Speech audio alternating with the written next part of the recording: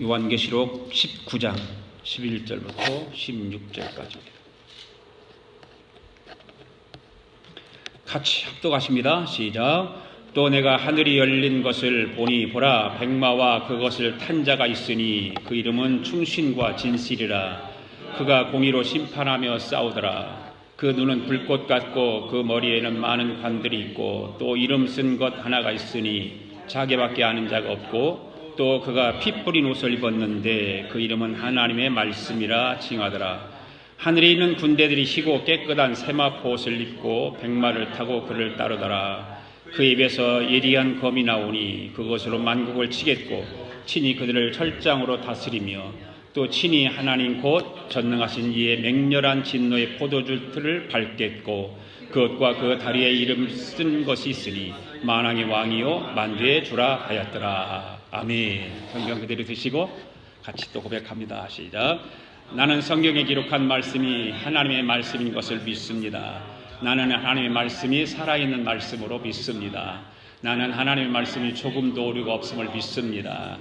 오늘도 하나님의 말씀을 배우면서 그 말씀을 깊이 묵상하고 마음에 받아들여 꼭 변화되기를 고백하며 이제는 절대 부패되지 않고 불멸하고 영원한 하나님 말씀을 듣게 될 것인데 오늘 하나님 말씀을 통하여 반드시 내 삶이 변화될 것을 예수님의 이름으로 기도하며 다짐합니다. 아멘.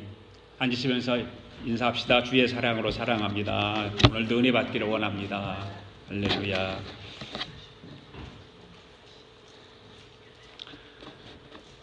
우리는 주일마다 본문을 읽고 성경을 높이 들고 함께 고백하며 다짐하는 시간들을 갖습니다.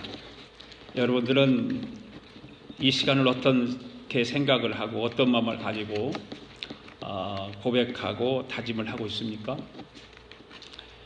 주일마다 의례하는 것이니까 형식화되어서 그냥 하는 것은 아닌지, 저는 여러분들이 성경을 높이 들고 고백하고 다짐하는 이 시간이 진정으로 여러분들의 고백이 되기를 바라고 다짐하는 시간이 되기를 바랍니다. 형식화되어서 의례 주일날 하는 거니까 그런 것이다 생각하지 말고 꼭 여러분들이 다짐하고 기도하는 일들이 되기를 바라고, 그런데 여러분들에게 한 가지 꼭 당부드리는 것은 성경책을 꼭 가지고 다니시라고 그런 걸 당부드리고 싶어요. 요즘 아무리 스마트폰 시대에 살아가지만 교회 올 때는 성경책을 꼭 가지고 다니셔야 돼요. 예. 교회 오면서 성경책도 안 가지고 탈랑달랑 오면 교회 가는 기분이 납니까, 여러분들? 예. 꼭 성경책을 가지고 다니시고 성경을, 하나님 말씀을 가까이 할 수 있기를 바랍니다. 성경은 하나님의 말씀이 기록된 책이죠. 하나님께서 우리 인간들에게 성경책을 기록해 주신 것은 목적이 있기 때문입니다. 그 목적이 무엇일까요? 바로 범죄한 우리 인간들이 예수 그리스도를 통해서 구원받을 수 있다는 것을 보여주시기 위해서입니다. 그래서 성경은 하나님의 말씀이고 성경은 살아있는 하나님의 말씀이고, 그리고 하나님의 말씀은 조금도 오류가 없다라고 우리가 성경을 높이 들고 이렇게 고백을 하고 다짐을 하고 있지 않습니까? 여러분, 성경의 주제는 무엇일까요? 창세기에서부터 신약성 요한계시록까지 66권의 주제는 뭘까요? 두말할 것 없이 성경의 주제는 예수 그리스도입니다. 구약에서는 오실 예수 그리스도에 대해서 기록을 하고 신약에서는 오신 예수님에 대해서 기록을 한 책입니다. 성경 안에는 정치, 문화, 경제, 사회, 역사가 모든 내용이 다 담겨져 있습니다. 그런데 그것들이 주제가 아닙니다.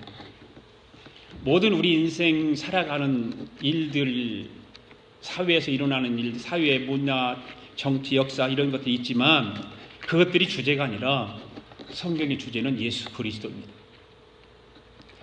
성경은 예수님께서 동정녀를 통해서 탄생하실 것이라고 하는 예언을 기록했죠. 그런데 그 예언대로 어떻게 되었습니까? 성취되었습니다.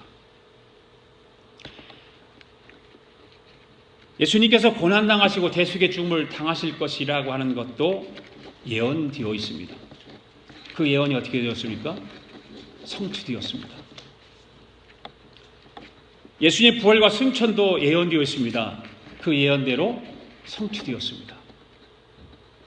그런데 성경을 보면 예수님의 재림에 대해서 수도 없이 많이 기록되어 있어요. 신약 성경에만 318번이 기록되어 있어요. 재림에 대한 기록. 많죠? 27권 성경책 중에 318번이라고 하는 예수님의 재림에 대해 기록했다고 하는 많습니다. 왜 이렇게 재림에 대한 말씀이 예언되고 지고 있을까? 왜 그럴까요? 그것은 예수님이 다시 오신다는 약속이죠. 오신다는 말씀이에요. 믿습니까? 오늘 본문의 말씀은 예수님이 재림에 관한 말씀이잖아요. 교회를 다니는 사람에게 여러분들 인생을 살아가면서 무엇을 기다리며 살아가고 있습니까? 라고 질문을 하면 어떤 대답이 나올까 궁금해요. 그런데 여러 대답이 나올 수 있을 것 같아요. 오늘 예배를 드리는 여러분들은 여러분이 인생을 살아가면서 무엇을 기다리며 살아갑니까? 한번 대답을 해보세요. 무엇을 기다리며 살아가고 있습니까? 많은 대답들이 있을 줄 압니다.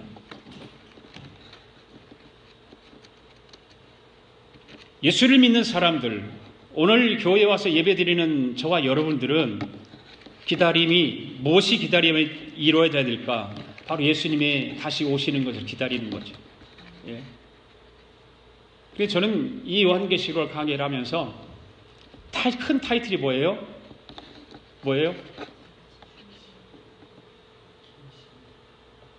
주님이 오시기를 기다리는 교회들의 이야기. 그렇게 적혀 있어요.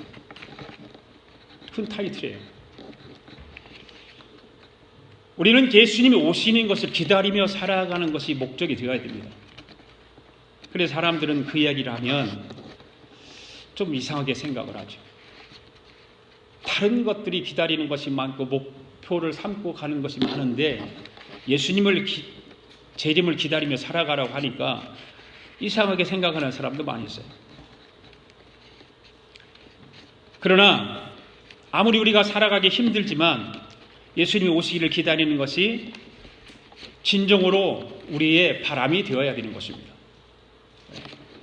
우리가 계시록을 시작할 때 들었던 말씀을 다시 생각해 보면 요한계시록 1장은 뭐에 대해서 기록한 책이라고 했나요? 기억하실는지 모르겠네요. 무슨 계시라고 그랬죠? 과거 계시라고 그랬죠. 과거 계시. 계시록 1장은 과거 계시예요. 계시의 말씀들인데 그 다음 2장에서는 현재 계시라고 그랬어요. 그리고 3장 이후부터는 무슨 계시예요? 미래 계시죠. 예. 오늘 우리가 읽은 본문 말씀도 무슨 계시예요? 미래 계시입니다. 우리는 지난 시간에 19장 1절부터 5절을 통해서 거대 도시 음녀 바벨론의 심판이어서 하늘의 찬양을 다루면서 어떤 단어를 우리가 생각해 봤나요? 할렐루야라고 하는 말을 우리가 다루었습니다. 여러분, 할렐루야라는 뜻이 무엇인가요? 네, 할렐은 뭐예요? 할렐. 찬양하라. 루는 뭐예요? 유, 당신, 너, 그런 말이죠. 그 다음에 야는 야훼 하나님이라고. 그래서 그걸 합치면 너의 하나님을 찬양하라. 당신의 하나님을 찬양하라. 그런 뜻입니다. 할렐루야라고 하는 말이 신약성경에 몇 번 나온다고 그랬어요? 4번. 어디에 나오죠? 요한계시록에만 나와요. 요한계시록 몇 장에만? 19장에만 나와요. 네. 그 정도 아시면 훌륭하게 잘 들으십니다. 그런데 그 할렐루야라고 하는 그 찬양 내용이 다 다르다고 그랬잖아요. 4가지의 말씀을 드렸죠. 4가지. 첫 번째 할렐루야 찬양은 왜 해야 돼요? 구원하심에 대한 할렐루야 찬양이죠. 그다음 두 번째는 공의로운 심판에 대해서 할렐루야 찬양했죠. 그리고 세 번째는 하나님의 선하심에 대한 아멘 할렐루야라고 그랬죠. 그런데 그 앞에 아멘자를 붙였는데 아멘은 무엇이라고요? 그렇게 이루어질 줄을 누가 믿습니까? 합니까? 내가 믿으면 꼭 내가자를 붙여야 돼요. 내가자를 붙이면 안 붙이면 안 돼요. 그냥 믿습니다. 그러면 안 돼요. 내가 믿는 거예요. 내가. 예. 유가 믿는 것이 아니에요. 내가 믿는 거예요. 할렐루야. 예. 그 다음에 네 번째는 하나님 통치하심에 대한 할렐루야 찬양을 한다라고 말씀을 나눴습니다. 그리고 6절에서 10절까지는 하나님의 통치와 어린 양의 혼인잔치를 찬양하고 이런 어린 양 혼인잔치 참석자에 대한 복이 무엇인가에 대해서 말씀을 드렸었죠. 그런데 오늘 11절을 시작하면서 보니까 이제 뭐가 열려요? 11절을 보면 하늘문이 열려요. 하늘문이 열려요. 여기는 하늘문이 열렸다고 하는 말은 하늘문이 어떻게 되었다는 말일까요? 열렸다라고 하는 말은 뭔 말일까요? 닫혔다 그 말, 닫혔었다 그 말이겠죠? 네. 닫혔기 때문에 열리는 거 아닙니까? 언제 하늘문이 닫혔을까요? 하늘문이 닫힌 지는 언제일까요? 창세기를 돌아가서 에덴 동산에서부터 시작된 거죠. 에덴 동산 인간이 범죄함으로 인해서 그때부터 하늘문이 닫혀버린 거예요. 그래서 하나님은 수도 없이 사람들에게 하늘문을 더 이상 볼 수 없는 인간들에게 종종 보여주는 일들이 있었죠. 선지자들에게 보여줘요. 하늘문을 열어서 하늘을 보여주세요. 두 군데만 찾아볼까요? 에스겔서 1장 1절 말씀 보십시오. 같이 읽어볼까요? 시작. 30채 해 넷째 달 초다스에 내가 그날 강가 사로잡힌 자 중에 있을 때에 하늘이 열리며 하나님의 모습이 내게 보이니. 누구에게 하늘문을 지금 열어 보여주신 거예요? 에스겔 선지자에게. 바벨론 포로로 끌려가서 아주 깊은 고통과 절망과 낙심 속에 빠져있던 이스라엘 백성과 에스겔 선지자에게 저들을 격려하기 위해서 하늘문을 열어서 하늘을 보여주신 거예요.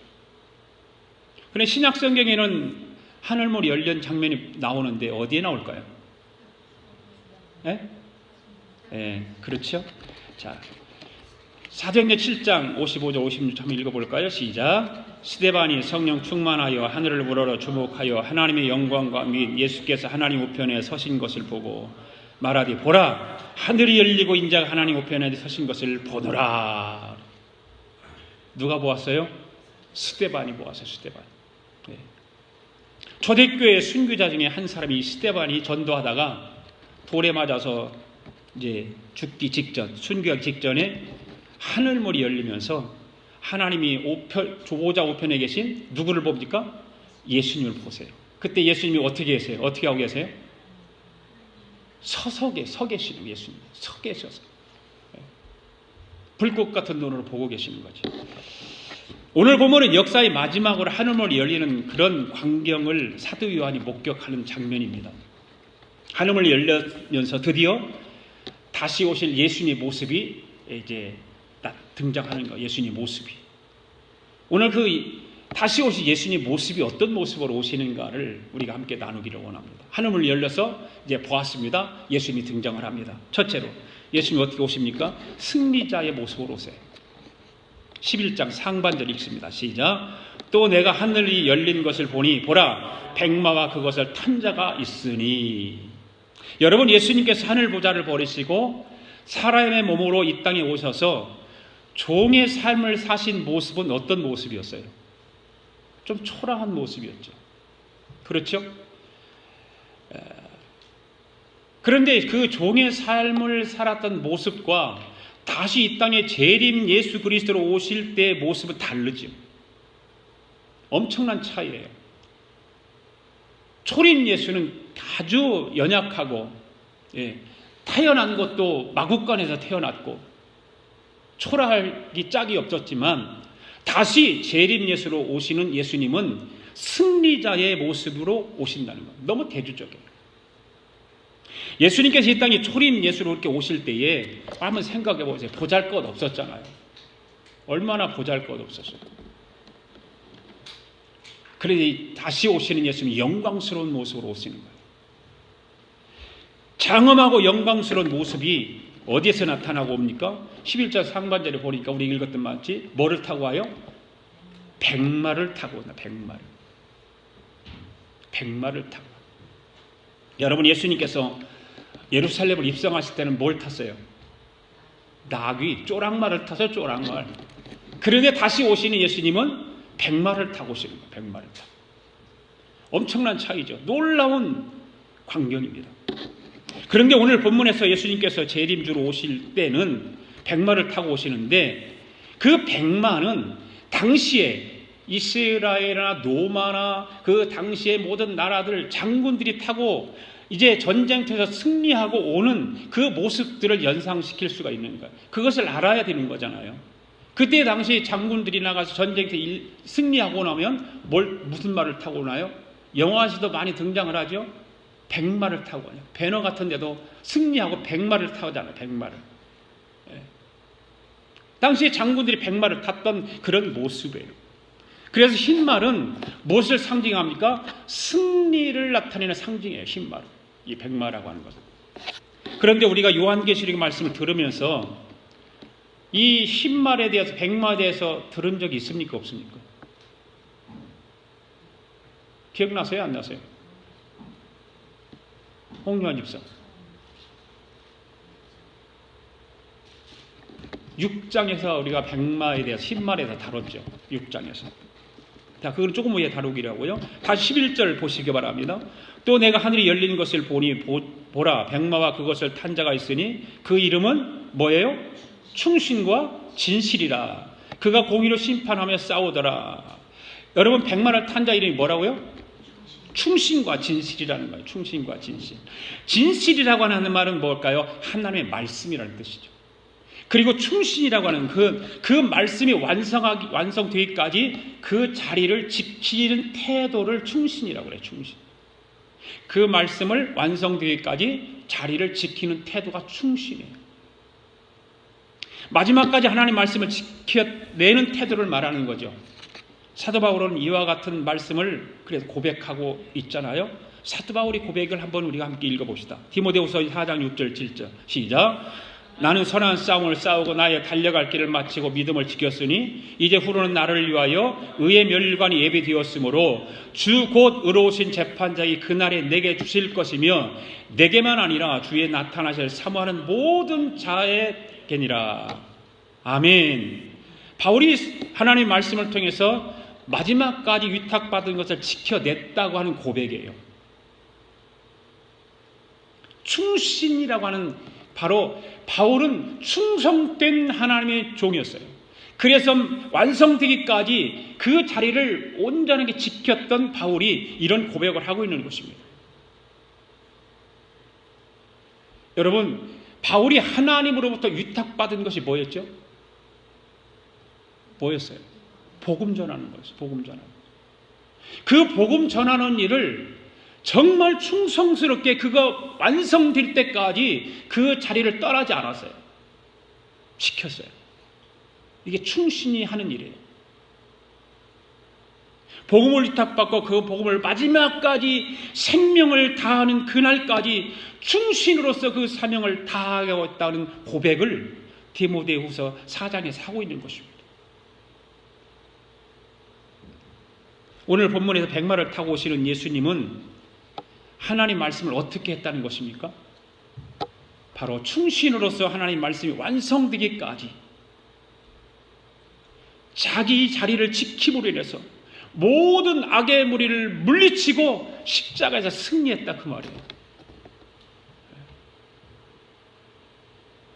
예수님의 재림은 여러분, 예수님의 승리하는 사건입니다. 승리의 개가로 부르면서 예수님은 등장하세요. 나타나세요. 다시 오세요. 바로 저와 여러분도 같이 승리하는 그날이 바로 예수님 오시는 날이에요. 할렐루야. 우리는 비록 이 땅에서 조금 힘들고 조금 어렵게 살고 때로는 고통스럽기도 하고 아픔도 있고 병도 들고 그러지만 주님이 오시는 그날 우리는 버림받고 심판받는 것이 아니라 예수님과 함께 승리자로 서는 거예요. 할렐루야. 그 믿음을 가지고 마지막까지 그 여러분들이 가지고 있는 그 복음이 완성되기까지, 여러분들에게 맡겨진 그 사명이 완성되기까지 충신으로서 사명을 감당하시기를 바랍니다. 두 번째, 예수님이 다시 오신 모습은 어떤 모습일까? 모든 것을 통치하시는 왕의 모습으로 오세요. 왕의 모습으로. 12절 읽겠습니다. 시작. 그 눈은 불꽃 같고 그 머리는 많은 관들이 있고 또 이름 쓴 것이 하나가 있으니 자기밖에 아는 자가 없고. 아멘. 여러분, 요한계시록을 공부하다 보면 면류관의 이야기가 나오죠. 면류관 얘기가 나오는데 두 가지 면류관에 대해서 배웠죠. 여러분들. 두 가지 면류관. 헬라어로 내가 가르쳐드렸는데, 왕의 면류관을 뭐라고 그래요? 왕의 면류관은 헬라어로 디아데마라고 그러죠. 왕의 면류관. 그리고 승리의 면류관은 뭐라고 그래요? 스테파노스라고 그래요. 스테파노스. 달라요. 같은, 우리 한국 성경에는 그냥 똑같이 면류관으로 되어 있는데 오늘을 보면 디아데마와 스테파노스 분명히 달라요. 다르게 기록되어 있어요. 자, 그러면 아까 조금 전에 백마를 탄 자에 대해서 말씀을 드리면서 이 백마를 탄 자가 어디에서 우리가 공부했냐? 6장에서 공부했다고 그랬어요. 거기에 6장에서 백마를 탄 자와 오늘 19장에서 백마를 탄 자가 같을까요? 틀릴까요? 6장을 들었으면 다 알 텐데 달라요.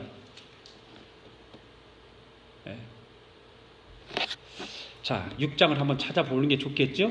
6장 1절 2절 시작. 내가 보매 어린 양이 7인 중에 하나를 떼시는데 그때에 내가 들으니 내 생물 중에 하나가 우레소리 같이 말하되 오라 하기로. 이에 내가 보니 흰 말이 있는데 그 탄 자가 활을 가졌고 면류관을 받고 나아가서 이기고 또 이기려고 하더라. 이 말씀만 보면 구분이 안 되죠. 그런데 원문을 잘 꼼꼼히 살펴보면 오늘 19장하고 이 6장에서 백마를 탄 자의 모습이 다르다고 하는 거죠. 자, 여러분, 이 말씀을 보면 흰말이 등장을 합니다. 19장에서는 흰말이 탄 자와 6장에서 흰말을 탄 자가 틀립니다. 같으면 물어보지 않죠. 그런데 이단들은 특히 신천지 같은 데서는 6장에서 흰말을 탄 자와 19장에서 흰말을 탄 자 같이 와요. 그런데 여러분들이 이 말씀을 잘 살펴보실 필요가 있습니다. 흰말을 탄 자가 가지고 있는 무기가 뭐냐는 거예요. 6장에서 흰말을 탄 자가 무기는 뭐였어요? 활이었어요. 그 다음에 19장에서 흰말을 탄 자의 무기는 뭐였어요? 무기. 검이었죠. 검. 그죠? 검. 이 두 말씀을 보게 되면 싸울 때 무기인 것은 분명해요. 그래서 비슷해요. 여러분, 이단이 완전히 다른 것을 들고 등장을 합니까? 아니면 비슷하게 등장을 하면서 혼동하게 만듭니까? 비슷하게 등장을. 이단들은요, 비슷해요. 다른 것을 몰라요. 잘. 비슷합니다. 다 예수님 얘기하고 십자가 얘기하고 다 얘기해요. 그리고 자기들은 성경대로만 얘기한다고 그래요. 거기에 많이 현혹돼요. 성경대로만 이야기한다고 하는 말에 성도들이 현혹이 되어서 이단에 이렇게 또 빠지기도 하고 그렇습니다. 그래서 6장에서 활을 어떤 상황 가운데서 사용되어지고 있는가를 우리는 알아야 됩니다. 자, 예스겔서 39장 한번 읽어봅시다. 예스겔 39장 1절에서 3절까지 시작. 그러므로 인자야, 너는 고객에게 예언하여 이르기를 주 여호와께서 이같이 말씀하시되 로스와 메섹과 두발왕 고가 내가 너를 대적하여 너를 돌이켜서 이끌고 북쪽 끝에서부터 나와서 이스라엘 산 위에 이르러 내 활을 쳐서 내 왼손에서 떨어뜨리고 내 화살을 내 오른손에서 떨어뜨리니. 자, 여기에 뭘 가졌어요? 무기가 뭐예요? 활이었어요. 화살이 등장했죠. 여기서 화살과 활은 원수들이 하나님의 백성을 공격하고 괴롭힐 때 사용했던 무기예요. 요한계시록 9장에서도 보면 화살에 대한 이해를 돕는 말씀이 기록되어 있죠. 거기다 한번 읽어볼까요? 9장 10절 11절 시작. 또 정갈과 같은 꼬리와 쏘는 살이 있어 그 꼬리에는 5달 동안 사람들을 해하는 권세가 있더라. 그들에게 왕이 있으니 무적행의 사자라 하는 히브리어로 그 이름이 아바돈이요 헬라어로는 그 이름이 아블론이었더라. 여기 아블론이었더라. 아블론에 대해서 우리가 알아야 돼요. 아블론이라고 하는 말은 무슨 말이냐? 아폴로라고 말해요. 아폴로신. 아폴로신을 말할 때 오늘 아볼론이더라 이렇게 말하는 겁니다. 이 아폴로신이 사용했던 무기는 항상 뭐였냐면 화살이었어요. 화살. 그죠? 화살이었어요. 그래서 헬레니즘 문화 속에 익숙했던 로마 황제들이 그래서 다 보면 활을 가지고 있잖아요. 말을 타서도 활을 가지고 있는 폼을 가지고 있고 다 그렇게 돼 있어요. 왜 활을 가지고 다닐까? 비슷하게 흉내내는 거예요. 비슷하게 흉내내는. 그러니까 활과 화살은 원수의 세력들이 사용하는 무기로 자주 등장을 합니다. 성경에 보면. 그러니까 6장에서 백마를 탄 자가 가지고 있는 무기는 활을 가졌습니다. 흉내를 내는 거짓 선지자라고 하는 거예요. 6장에서 백마 탄 자. 예수님이 아니에요. 네. 그리고 머리에 뭘 썼어요? 면류관을 썼다고 그랬잖아요. 자, 오늘 본문 19장에서도 보면 똑같이 면류관을 썼어요. 우리나라 성경에 아까 말씀드렸지만 똑같은 단어를 쓸 수밖에 없겠지만 원어에서는 그렇지 않죠. 스테파노스. 이 스테파노스 승리 면류관이라고 하는 것은 치열한 전쟁을 통해서 얻어지는 승리자에게 주는 면류관이고, 그 다음에 디아데마라고 하는 면류관은 왕권을 가지는 면류관이에요. 왕권을 가지는 면류관. 여러분, 관은 비슷하잖아요. 그런데 의미는 다르다고 하는 거예요. 그리고 혼동이 오는 거죠. 예. 혼동하면 안 됩니다. 그리고 6장에서 함께 읽었듯이 이들이 이겼습니까? 이기려고 했습니까? 이기려고 했어요. 그러니까 그 단어만 보아도 분명히 알 수 있잖아요. 예. 이기려고 막 발부동을 쳤어요. 그러나 결국 그들이 이깁니까? 못 이기는 거예요. 이길 수가 없어요. 절대로 이길 수 없어요. 그리고 6장 1절에 가서 보면 뭐라고 그랬어요? 7인을 떼는데 누가 인을 뗐다고 그랬어요? 예수님이 뗐어요. 예수님. 어린 양이 뗐다고 그랬잖아요. 어린 양이. 그러니까 6장 1절에서 쭉 3절까지 보면 그 부분을 보면 이 백마 탄자가 누군가를 알 수가 있는데 그냥 살짝 넘어간단 말이에요. 누가 떼서 어린 양 예수 그리스도가 인을 떼고 있어요. 그런데 인을 떼니까 누가 등장을 해요? 거기에 요한이 보니까 신마를 탄 자가 있는데 활을 가졌고 면류관을 썼어요. 그럼 예수님이 그 인을 뗐는데 예수님이 거기서 나왔어요? 또? 그 말이 안 되잖아요. 그렇잖아요. 이런 쪽으로 생각해도 문맥상 보면 전혀 예수님이 뗐는데 예수님이 거기서 나왔어요. 또 그 말이 안 되나요? 안 되죠. 논리적으로 봐도 아무리 생각해봐도 아니라는 것이죠.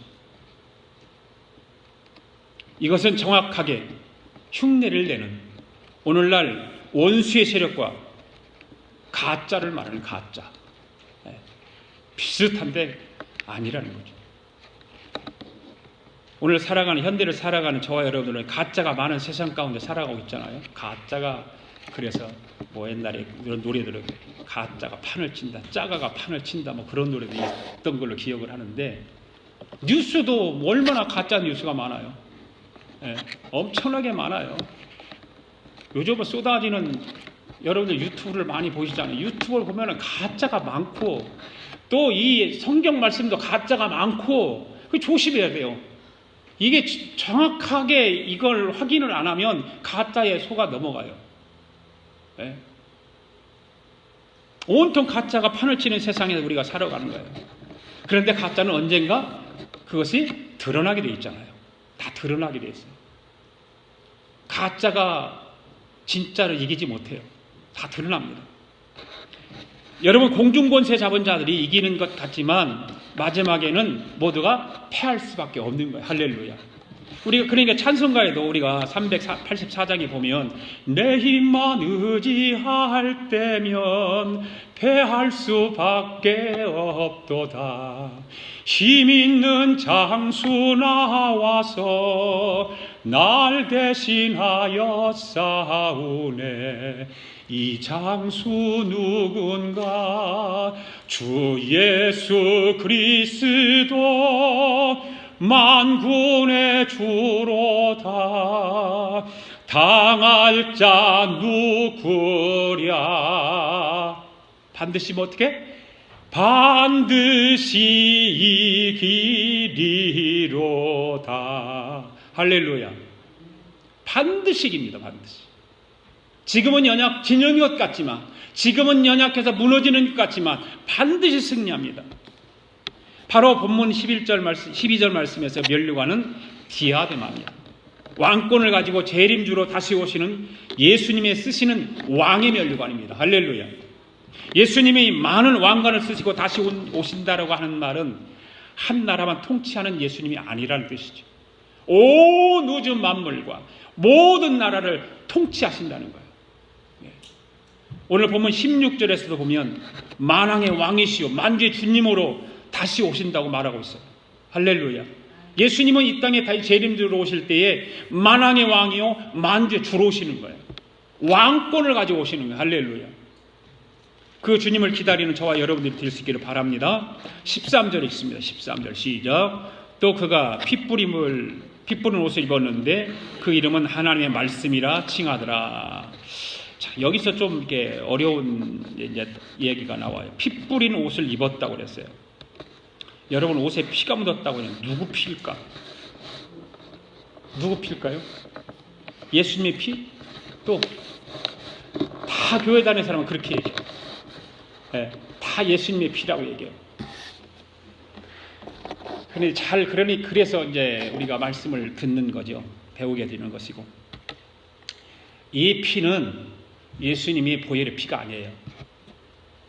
그냥 여기서 피 뿌리면 옷을 입었다 그러니까 예수님 피로만 다 생각을 하고 그러는데 예수님 보혈의 피가 아닙니다. 자, 구약성경 이사야 63장 3절 한번 봅시다. 시작. 만민 가운데 나와 함께 한 자가 있어 없이 내가 홀로 포도즙을 밟았는데 내가 노함으로 말미암아 무리를 밟았고 분함으로 말미암아 짓밟았으므로 그들의 선혈이 내 옷에 튀어 내 의복을 다 더럽혔음이라. 자, 이 말씀을 보면 예수님의 보혈의 피가 아니라 누구의 피일까요? 원수들을 무찌르기 위해서 싸웠는데 원수들의 피가 튀었다는 거예요. 그리고 예수님 옷에 묻었다는 얘기예요. 그 얘기예요. 여러분, 예수님은 정복자고 승리자입니다. 아멘. 예. 여러분, 저와 여러분은 실패하지만 그리고 실수도 하지만 그러나 우리 예수님은 모든 마귀와 모든 죄악과 모든 불의를 정복하시고 승리하는 줄로 믿습니다. 예. 그 승리자 예수님을 우리는 기다리는 거예요. 기다리는 거예요. 여러분 기다리세요? 예. 주님 오시기를 기다리세요? 예. 다음에 마지막 세 번째 오실 예수님의 모습은 어떤 모습일까? 만국을 다스리는 모습으로 오세요. 자, 14절 15절 읽습니다. 시작. 하늘에 있는 군대들이 희고 깨끗한 세마포옷을 입고 백마를 타고 그를 따르더라. 그의 입에서 예리한 검이 나오니 그것으로 만국을 치겠고 친히 그들을 철장으로 다스리며 또 친히 하나님 곧 전능하신 이의 맹렬한 진노의 포도주 틀을 밟겠고. 아멘. 여기서 만국을 치고 친히 그들을 철장으로 다스리며 또 친히 하나님 곧 전능하신 이의 맹렬한 진노의 포도주를 틀을 밟겠고 라고 하는 말은 뭘까요? 마지막 날에 맹렬한 싸움을 통해서 원수들을 어떻게 하겠다는 거예요? 철저한 모습으로 짓밟아 버리겠다는 거예요. 우리가 지금까지 쭉 계절적으로 공부해 오면서 이 악의 세력들, 이 원수의 세력들은 계속해서 믿는 사람을 괴롭히고 교회들을 괴롭히고 그들을 억압하고 죽이기도 하고 그랬습니다. 그래서 없어지는 것 같고 멸망하는 것 같지만 멸망당하지 않는다. 반드시 누가 승리하는 거예요? 예수 그리스도가 승리하는 거예요. 저와 여러분이 승리하는 거예요. 여기서 하늘의 군대가 희고 깨끗한 세마포옷을 입고 백마를 타고 그를 따르면서 그 입에서 나온 검이다 그랬어요. 그의 나온 검이 무엇일까? 예리한 검인데 그 검이 무엇일까라고 하는 거예요. 검이 뭘까요? 하나님 말씀이죠. 이거는 뭐 두말할 것도 없이 잘 아시고, 그게 성경에 어디 기록되어 있을까요? 히브리서. 자, 히브리서 4장 12절 말씀 읽습니다. 시작. 하나님 말씀은 살아있고 활력이 있어 좌우의 날에서는 어떤 검보다 예리하여 혼과 영과 및 관절과 골수를 찔러 쪼개기까지 하며 또 마음의 생각과 뜻을 판단하나니. 아멘. 여기서 검은 하나님 말씀이에요. 하나님 말씀은 검으로 이렇게 히브리에서 표현을 하고 있습니다. 그 검이, 하나님 말씀이 우리의 생각과 골수를 쪼갠다고 그랬어요. 그리고 우리가 무슨 생각을 하는 것을 다 드러내 보인다고 그랬어요. 하나님 말씀. 여러분, 하나님 말씀은 진리죠. 그래서 마지막에는 이 세상에 어떤 전쟁이 일어나냐면 진리 전쟁이에요. 예수 그리스도냐 예수 그리스도가 아니냐 이거예요. 다른 것 가지고 전쟁하지 않아요. 결국 진리 전쟁이에요. 무엇이 진리냐는 거예요. 여러분, 무엇이 진리입니까? 진리가 너희를 자유케 하리라고 그랬잖아요. 아멘. 진리가 묶였던 걸 풀어주는 거예요. 진리가 우리를 죄악에서 우리를 놓아주는 거예요. 진리 전쟁이에요. 하나님 말씀 전쟁이지 다른 것이 아니에요. 그래서 성경은 말하죠. 우리의 싸우는 것은 육에 속한 것이 아니라는 거예요. 오직 견고한 진도 무너뜨리는 뭐라고 그랬어요? 하나님의 말씀이라고 그랬어요.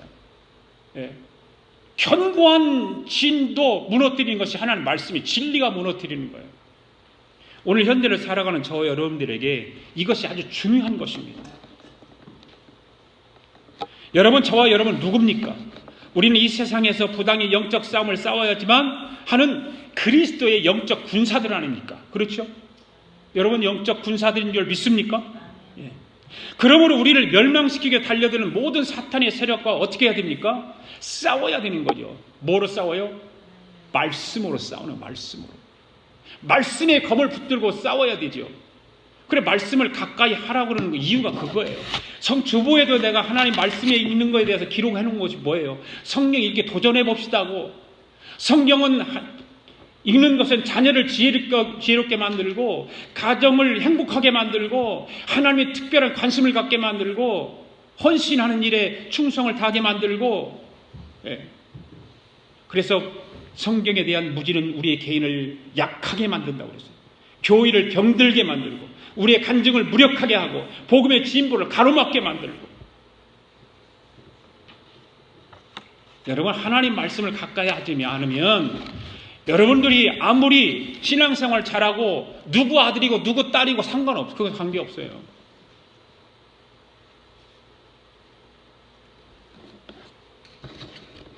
우리가 사용할 무기는 하나님 말씀입니다. 우리는 다른 무엇이 아닌 하나님 말씀으로 우리의 대적과 싸울 때 승리할 수 있는 것입니다. 하나님 말씀은 어떤 원수도 능히 이길 수 있는 강하고 유일한 무기이기 때문에 그런 거예요. 할렐루야. 우리는 하나님 말씀으로 영적 전쟁에 승리할 수 있습니다. 할렐루야. 여러분들이 신앙생활하면서 그냥 얻어지는 지식이 있어요. 지식. 그냥 말씀하고 관계없는 지식이 있어요. 신앙의 지식이 있거든요. 그 말씀하고 관계없는 신앙의 지식이 이기지 못하는 거예요. 말씀의 지식을 가져야 되는 거지, 여러분이 이성의 지식을 가지고는 우리는 이 약한 세상에 이겨나갈 수 없단 말이에요. 오늘 저와 여러분의 현실의 삶 가운데 하나님 말씀이 능력으로 나타나기를 바랍니다. 아멘. 예수님이 여러분들의 삶이 현실이 되기를 바라요. 여러분이 현실, 이런 말을 하면 목사님 현실이 지금 안 그렇잖아요. 그래도 그 현실이 예수님이 되어야 돼요. 그 현실이 하나님 말씀이 되어야 되는 거예요. 목회하면서 힘든 것이 뭐냐면, 참 힘들게 살아가는 성도들에게 하나님 말씀만 갖다 전하기 너무 힘든 세상이에요. 그거를 좀 마음도 위로해주고 좀 토닥거려주고 막 정적으로 좀 가까이 좀 해주고 그래야 좋아하는데, 목사들은 그렇게 할 수 없잖아요. 하나님 말씀을 갖다 들이대고 기도하고 말씀으로 권면하고 그래야 되는데, 목사님 답답해요. 현실은 지금 내가 지금 죽겠는데 아파트세도 낼 수도 없고 지금 그런 상황인데 말씀이 무슨 소용이 있어요, 목사님? 그렇지만 하나님 말씀이 현실이 돼야 되는 거예요. 여러분, 예수 그리스도가 여러분의 현실이 돼야 되는 거예요. 현실에. 다른 것이 현실이 되면 안 돼요. 16절 말씀 보십시오. 시작. 그 옷과 그 다리에 이름을 쓴 것이 있으니 만왕의 왕이요 만주의 주라 하더라. 여러분, 세상의 마지막 날이 되면 이 세상을 심판하시는 분이 누구인지, 그의 이름이 무엇인지 정확히 볼 수 있을 날이 올 거예요. 아멘. 지금 16절에서 그래요. 그것과 그 다리에 이름을 쓴 것이 있으니, 그냥 평상복이 아닐 거예요. 예수님은 아마 싸움을 가는 그런 옷을 입고 오실 가능성도 있겠죠. 거기에 예수 그리스도의 이름이 승리자 만왕의 왕으로 오시는 예수님의 이름이 쓰여 있다는 거예요. 그 이름을 볼 것이라는 거예요. 그가 누구인가? 그분이 누구라고 기록하고 있습니까? 만왕의 왕이요 만주의 주시라는 거예요. 이것을 모든 악의 세력들이 믿지 않는 자들이 볼 것이라는 거예요. 심판날에.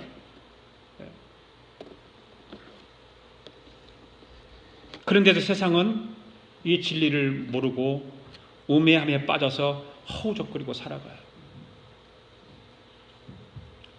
더욱 안타까운 것은 이 우매함이 오히려 지혜롭고 현명한 것이라고 굳게 믿고 살아가는 사람들이 엄청나게 많단 말이에요.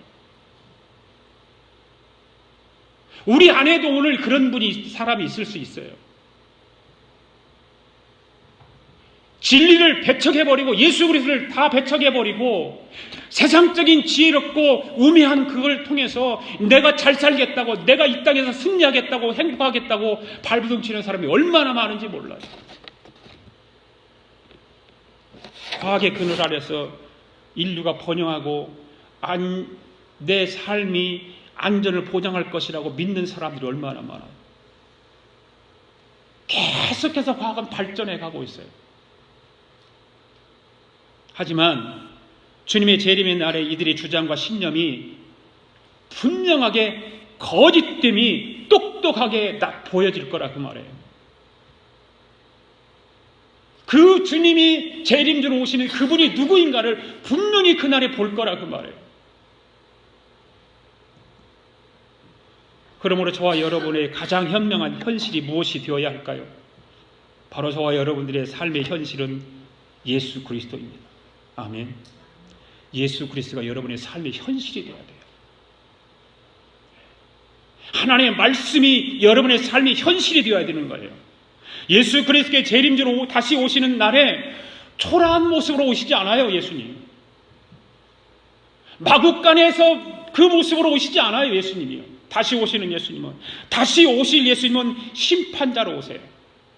정복자로, 승리자로 오세요.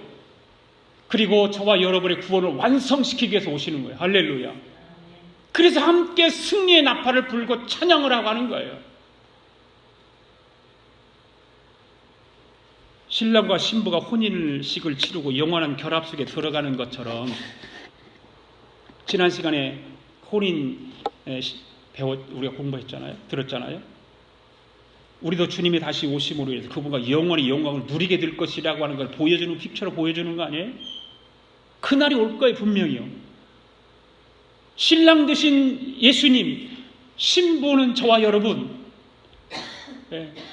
결혼해서 행복한 삶을 살아가는 것 같이 주님과 함께 행복하게 승리자로 살아가게 될 거라 그 말입니다. 그 예수님이 저와 여러분의 현실이 되어야 되는 거예요. 아멘. 예. 그래서 이 한 주간도 승리자로, 만왕의 왕으로 다시 오시는 예수님을 사모하며 기다리는 저와 여러분들 될 수 있기를 바랍니다. 다 일어나셔서 우리 함께 주님 다시 오실 때까지 찬양 부르면서 11조와 일반 헌금을 하나님 앞에 드립니다.